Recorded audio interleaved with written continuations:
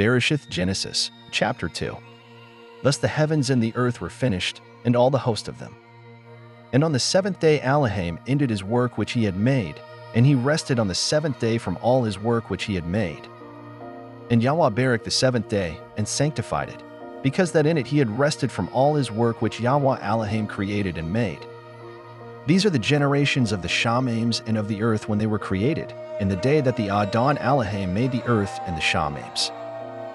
And every plant of the field before it was in the earth, and every herb of the field before it no plant has yet sprung up, for the Adon Elohim had not caused it to rain upon the earth, and there was not a man to till the ground. But there went up a mist from the earth, and watered the whole entire surface of the ground. And the Yahweh Elohim formed man out of the dust from the ground, and breathed into his nostrils the breath of life, and man became a living soul. And the Yahweh Elohim planted a garden eastward in Eden, and there he put the man whom he had formed. And out of the ground made the Yahweh Elohim to grow every tree that is pleasant to the sight, and good for food, the tree of life also in the midst of the garden, and the tree of knowledge of good and evil. And a river went out of Eden to water the garden, and from there it was parted, and became into 4 river heads. The name of the first is Pishon, that is it which encompassed the whole land of Hawilah, where there is gold. And the gold of that land is good, there is bdellium in the onyx stone. And the name of the second river is Gan, the same is it that encompassed the whole land of Cush.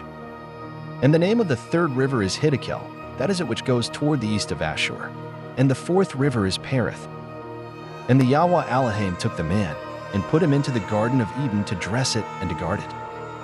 And the Yahweh Elohim commanded the man, saying, Of every tree of the garden thou mayest freely eat, but do not eat of the tree of the knowledge of good and evil, thou shalt not eat of it. For in the day that thou eatest thereof thou shalt surely die. And the Yahweh Elohim said, It is not good that the man should be alone, I will make him an help meet for him. And out of the ground the Yahweh Elohim formed every beast of the field, and every bird of the air, and brought them unto the man Adam to see what he would call them. And whatsoever the man Adam called every living creature, that was the name thereof. So the man Adam gave names to all the livestock, and to the birds of the air, and to every beast of the field, but for Adam there was not found a helper meet for him. And the Yahweh Elohim caused a deep sleep to fall upon the Adam, and he slept, and he took one of his ribs, and closed up the flesh in its place. And the rib, which the Yahweh Elohim had taken from man, made he a woman, and brought her unto the man. And the man Adam said, This is now bone of my bones, and flesh of my flesh. She shall be called woman, because she was taken out of man. Therefore shall a man leave his father and his mother, and shall cleave unto his wife, and they shall be one flesh. And they were both naked, the man and his wife, and were not ashamed.